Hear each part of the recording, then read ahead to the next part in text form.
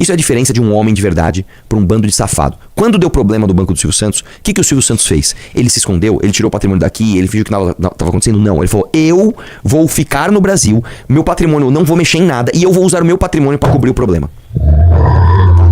Todos vocês estão raivosos com a política. Porque eu vejo na televisão, todo político é ladrão, todo político rouba, todo faz essas coisas. Esse país não tem jeito. Quando vocês verem na televisão e vocês chegarem à conclusão que todo político é ladrão, ainda assim, não desanime. Entre vocês na política, porque o político honesto que vocês querem está dentro de vocês, não está dentro de mim, não está dentro dele.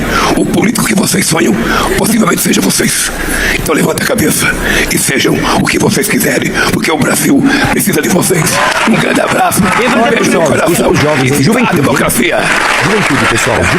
Juventude. Sei lá, acho que o Lula falou, mano, como é que o Pablo Marçal faz? Vamos fazer igual, vai. Aí ele fez, sei lá, um discursinho motivacional. Agora, eu vou te falar uma coisa, tá? Que é uma coisa que você tem que entender. Por que o PT conseguiu ser derretido em 2018? Assim, ser destruído em 2018. E se reerguer das cinzas e voltar à presidência e todo mundo que roubou com o PT tá de volta. Como é que eles conseguem? Porque eles, de fato, foram muito capilares nas instituições. Os caras aparelharam tudo, irmão. E uma das coisas que a gente fala, tá, é o seguinte, a gente precisa, tá, de uma universidade, a gente precisa de uma faculdade de direito para que jovens que pensam como a gente ocupem os espaços do Ministério Público, do magistrado, porque não dá mais pra gente ter, né, um país completamente voltado para isso. Até hoje, vou te falar, cara, até hoje nós temos a consequência de uma política dos anos 90 inteiro e do início dos anos 2000 que colocou nesses espaços pessoas muito à esquerda. E não tem problema nenhum se ser esquerda, não tem problema. O problema é que nós temos instituições tomadas por isso.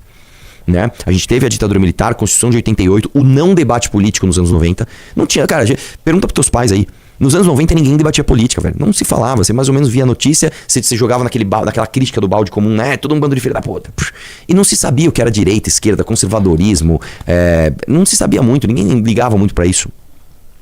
E aí qual foi a consequência disso? O PT, que já tava trabalhando desde 1980, cara. Põe cara aqui, põe cara por aqui, aparelhou tudo.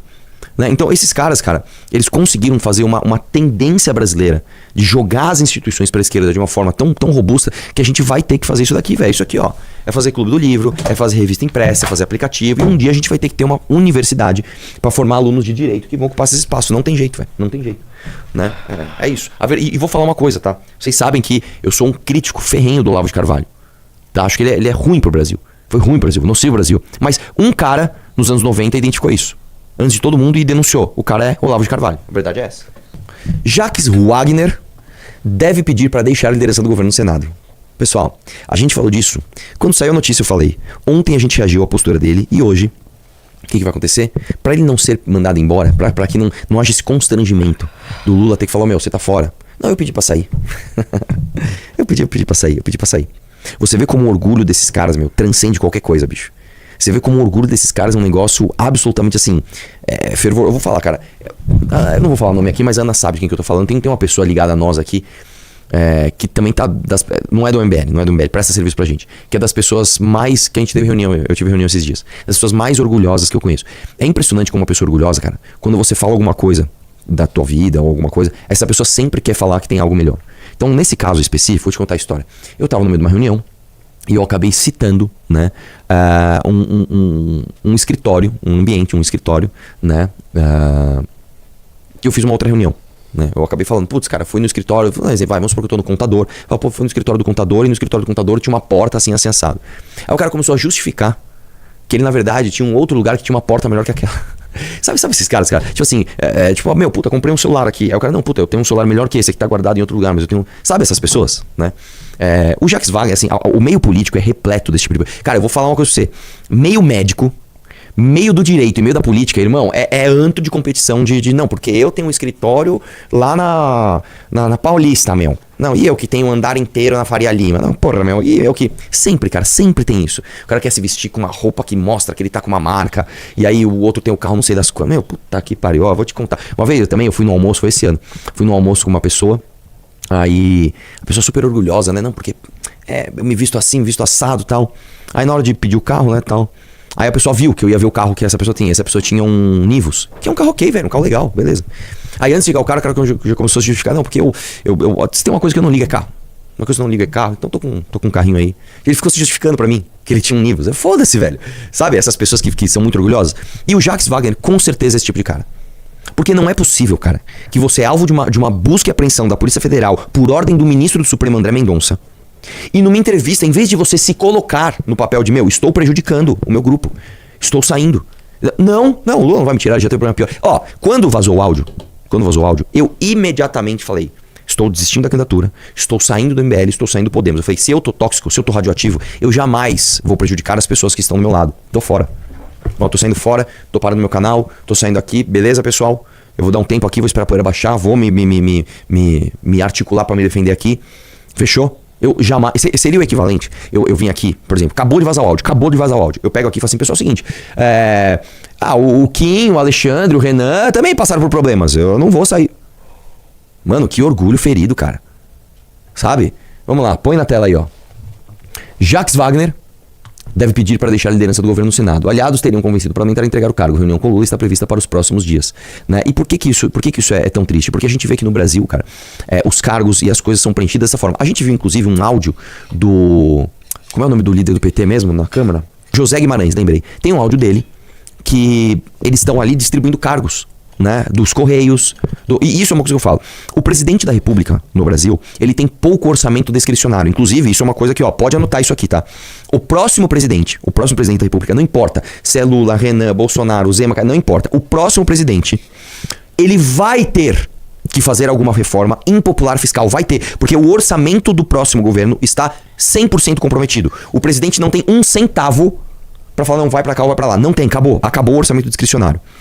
Dito isso, o que um presidente da República tem, e tem demais, tem muito, mas muito cargo para nomear.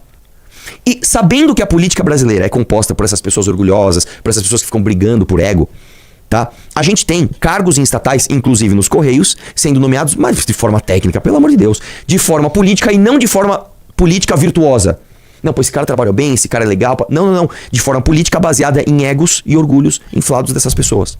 É isso, tá? Isso aqui é um sintoma disso, tá? Vamos lá, próximo. Seu tempinho. Foi. Já tá na tela ali. Polícia mira suspeitos de descontos ilegais em contas de aposentados do BRB. Fraude séria ocorrida a partir de descontos não autorizados promovidos por associações e teria desviado 5 milhões de reais. Né? Bom, mais uma. Né? Quem poderia imaginar, não é mesmo? Isso é outra coisa, tá? Fica um aviso pra você. Você que tem alguém na tua família que é aposentado, que é pensionista, que de alguma forma recebe meio que no automático algum benefício, até da tua empresa privada, às vezes alguma coisa que você... Faz o seguinte, cara, faz um exercício. Mano, você vai demorar meia hora. Pega o teu olerite, ou o teu descritivo do que você tá recebendo e confere desconto por desconto. Só pra ver se tem uma coisinha errada ali. Faz isso, cara. Faça isso hoje. Pega teu avô, pega teu tio, teu pai. Fala, pai, você tá recebendo alguma coisa aqui? Deixa eu dar só uma olhadinha aqui na tua folha. Beleza? Vamos lá? Põe na tela. Essa aqui é pra Luísio, tá? Operação da PF contra fraudes no sistema financeiro bloqueia bens ligados a banco de Edir Macedo, da Igreja Universal. O que se sabe? Luísio? Vamos ver agora. Desce aí. Você já deu like na live, cara? Dá like nessa live, vai. Desce aí, vamos ver. A Polícia Federal deflagrou essa terça-feira a Operação Miragem contra supostas fraudes no banco Digimais. Digimais.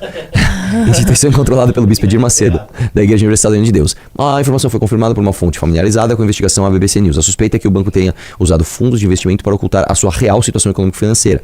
Segundo nota divulgada pelo PF, mais de 50 policiais federais cumprem 9 mandados de busca e apreensão expedidos pela Justiça Federal. A decisão judicial também autorizou o afastamento de sigilos bancário e fiscal dos investigados, além do sequestro e bloqueio de bens no valor de até 670 milhões de reais. É mais de $500 milhão, tá? As investigações subsidiadas pelo relatório do Banco Central apontam que os investigados teriam manipulado demonstrativos contábeis e registros regulatórios para ocultar a real situação financeira da instituição, aparentar solvência perante órgãos de controle e viabilizar operações supostamente regulares. Eu vou falar um negócio para você. Repare uma coisa. Todos os bancos que entram no mercado de crédito, que não são os 6 figurões, Bradesco, Itaú, Santander, Caixa Econômica, Banco do Brasil e... Safra, será? Não sei, tem mais um. Se não é um dos 6 figurões, todo banco que entra no mercado de crédito quebra. Todo mundo que abre um banco ou que compra um banco, entra pesado no mercado de crédito, quebra. Todos. O Silvio Santos... Qual é o nome do banco do Silvio Santos mesmo que eu esqueci? Era o Pan-Americano. O Silvio Santos quase quebrou. E o Silvio Santos, isso é a diferença de um homem de verdade para um bando de safado. Quando deu problema do banco do Silvio Santos, o que o Silvio Santos fez? Ele se escondeu, ele tirou o patrimônio daqui, ele fingiu que nada estava acontecendo? Não, ele falou, eu vou ficar no Brasil, meu patrimônio, eu não vou mexer em nada e eu vou usar o meu patrimônio para cobrir o problema. Tá? Todos os bancos, sei lá, até aqueles outros bancos que são menores, mas eles são ligados a outros bancos, tipo, sei lá, eu lembro de uma coisa assim, Banco Limão, um negócio assim, tinha uns bagulho assim? Quê? Banco Lima, eu lembro que, mano, em Guarulhos, cara, a galera, mano, enchia o saco com esse negócio,